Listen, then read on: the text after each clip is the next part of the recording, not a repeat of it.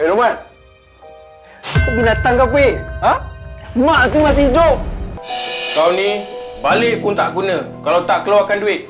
Tapi sebab mak kau ni asyik panggil je nama kau. Kalau bukan sebab dia, aku pun malas nak panggil kau balik. Cakap aja, berapa kau ada?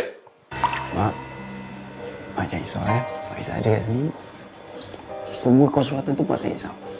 Faiz cover semua, okey? Selamatkan mak konon. Aku ingat kau ni balik nak bagi duit arwah je.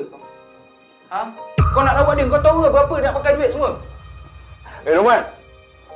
Kau binatang ke apa? Ha? Mak tu masih hidup!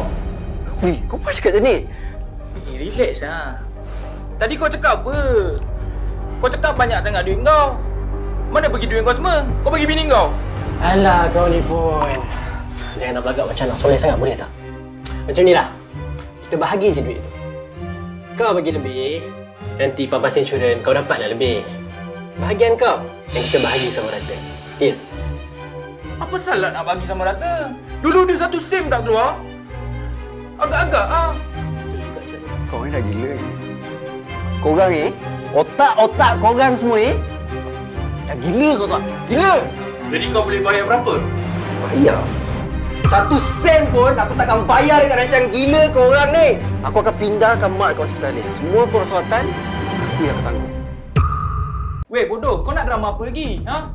Kalau betul kau nak rawat mak, duit mana duit? Kau duit pun tak bagi. Sial betul lah kau ni. Serius lah. Dah malas nak cakap. Tinggal sikit je kita. Sikit je. Minta tolong bayar yang tu pun tak nak. Tu, siapa nak bayar lagi RM1 tu? Yang kau pandang aku asal Aku dengan lelaki aku ni dah banyak tau keluar duit. Tu. Hello. Bil-bil sebelum ni siapa yang bayar? Aku tau. Kan? Korang ni semua kan lelaki jenis apa Korang mana jantan. Kau bising apa? Kalau kau hebat sangat, tunjuklah. Memang kelakar betul. Dalam dunia ni orang akhirnya tunjuk je kat perangai diorang. Kau senyum apa?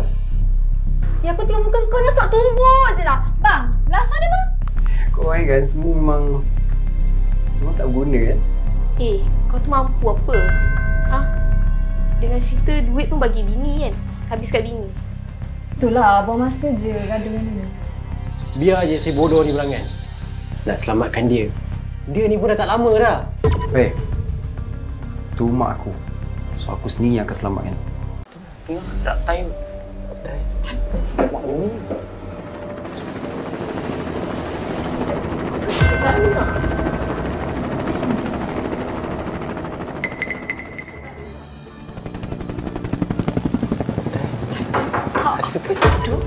Bos, helikopter sudah ready. Boleh berdolar bila masa saja.